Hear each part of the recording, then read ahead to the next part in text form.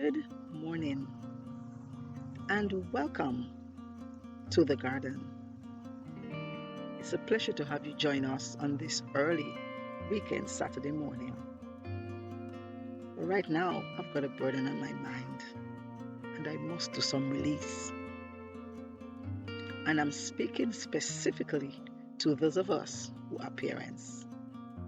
I'm the mother of 3 young adults. And I would hope, and I do believe, that my children are able to come to me. I've always said that to them. Let me be that one that you can come to and speak to when you feel that you are going under. But there is something in your mind that you need some clarification, or I might have wronged you in any way. And for the most part, I believe we have been able to do that.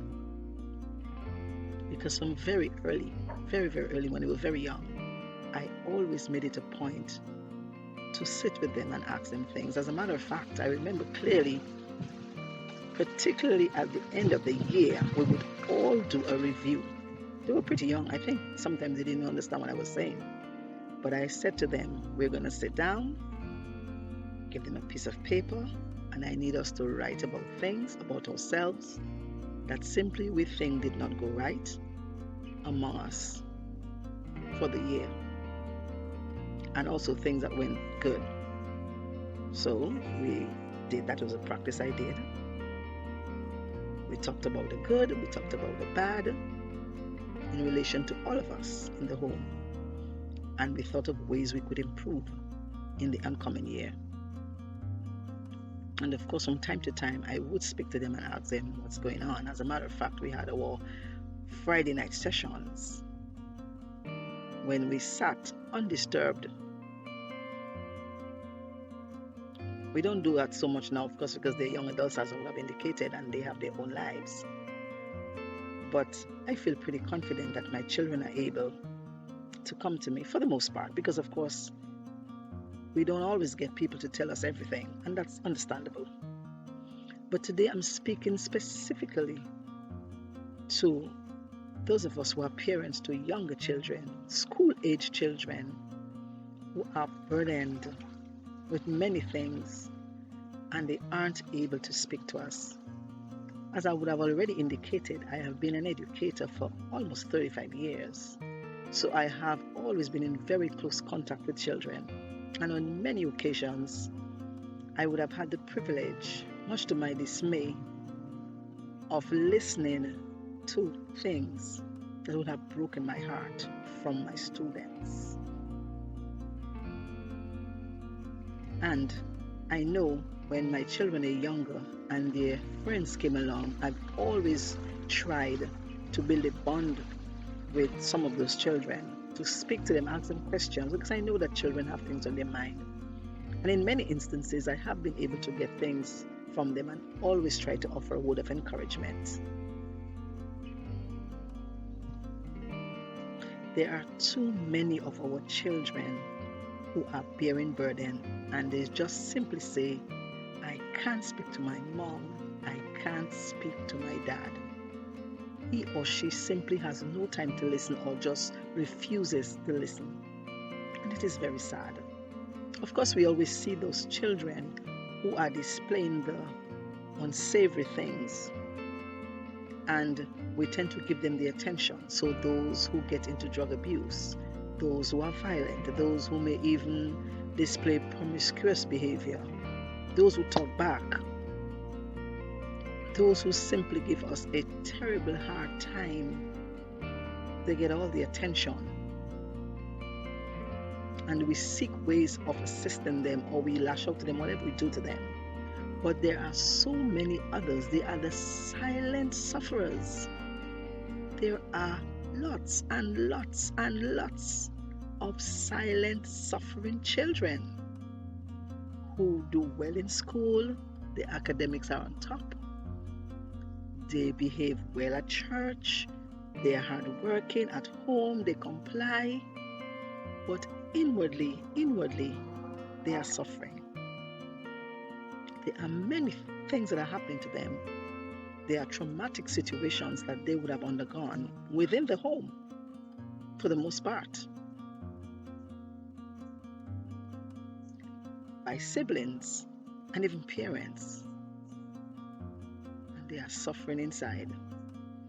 And on occasion, when they would have displayed something that the parents deem to be out of character, they are openly shamed in a horrible way, without the parent even trying to find out why.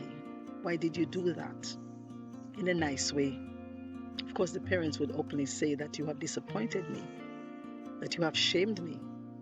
And the child feels more ashamed, feels that he or she is pounded down further in that coffin, or dragged down even more in that mud. But inwardly, that child is hurting so badly. Parents out there, I urge you to listen to your children. Pick out those little telltale signals that are telling you that something is just not right. And when your child indicates to you that, Mom, Dad, I need to speak to you, can I have a moment with you? Give him or her that time. I know you're working hard, but of course you're going to be working hard and inwardly your child is suffering. It's a holistic effort to ensure that every facet of the child being is well attended to. So while you give the shelter, you give the food, you even ensure that they're at church, they're at school, they have their supplies. But what about their emotional status? There are many children out there whose emotional status is at an all-time low. Because you parents, we as parents, we aren't listening to our children. We aren't giving them the time of day. My youngest child, I often, when I get home from work, I would get to him and ask, how was your day? How has it been? Is anything wrong? And of course, he would say, Mom, if something was wrong, you would know. And of course, I ask the older ones that all the time. And someday they think I'm a little bug, really, because I keep asking. And I've said, I'm just doing my job as a parent. I need to know what's going on with you. I will always be asking you what's wrong.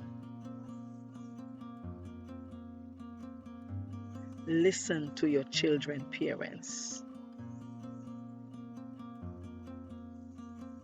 And there is a lot of sibling rivalry, favoritism by parents to other children, other siblings. Do you understand how that is hurting your child? And I think in many instances, when parents behave the way they do, when they simply don't listen, it's because they themselves have not even given up or have not even resolved a situation that he or she might have had in his or her youth. And I would have indicated earlier at some point, somewhere before, that there are many, many hurting little boys and girls in adult bodies. So sometimes it might be that a parent simply just is afraid or unwilling or is denying that opportunity of that child to speak to him or her, because there is some unresolved matter within him, within her as a parent, that was not resolved as a child. If you aren't able, get some help. And when your child opens up to you, rather than getting angry and feeling as if that behavior or whatever the child would have said to you is making you ashamed, it might simply be they're reaching out to you. Is it reaching and hitting a nerve where you are upset because something takes you back to down memory lane? It's all for the healing. We are custodians of our children. They have been lent to us by God to take care of them. Our children need to be listened to. Make time for your child. Too many of our children are silent sufferers. And when they do something totally out of character, it's because there had been a festering sore that no one had been listening to. Parents out there, listen to your children. Make the time to listen and hear from them. Take care of our silent sufferers.